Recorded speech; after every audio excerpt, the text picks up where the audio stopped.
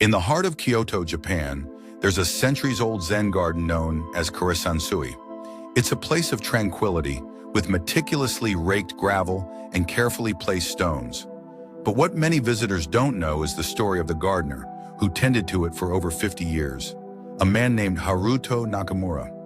Haruto was born in 1925 during a time of great turmoil in Japan. His family owned a small plot of land where they grew vegetables to survive. Haruto loved the garden, but when World War II broke out, he was drafted into the army. By the time he returned, his family's land was barren and his parents were gone.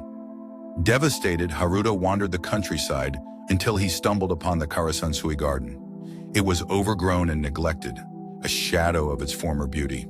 The monks who once cared for it had fled during the war. Haruto decided to stay and restore it. At first, the work was overwhelming. Weeds choked the gravel paths, and the stones were covered in moss. But Haruto approached the task with patience and determination. He spent hours each day raking the gravel, pruning the plants, and repositioning the stones. Slowly, the garden began to come back to life.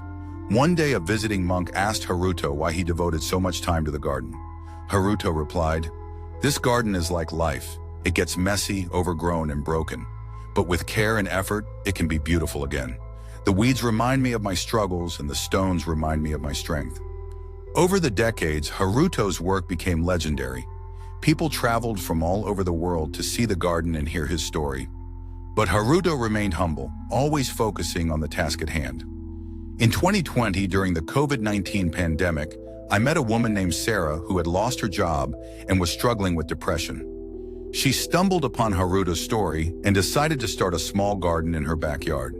At first, it was just a way to pass the time, but as she tended to the plants, she found a sense of peace and purpose. "Gardening taught me that growth takes time," Sarah told me. "Some days it feels like nothing is happening, but then one day you see a tiny sprout breaking through the soil, and it reminds you that even in the darkest times, life finds a way." The lesson from Haruto and Sarah is this: adversity is inevitable, but it doesn't have to define us. Like a garden, life requires patience, effort, and care. The weeds of struggle and the stones of hardship are part of the journey, but they also make the beauty of growth possible. Please like, share, and subscribe.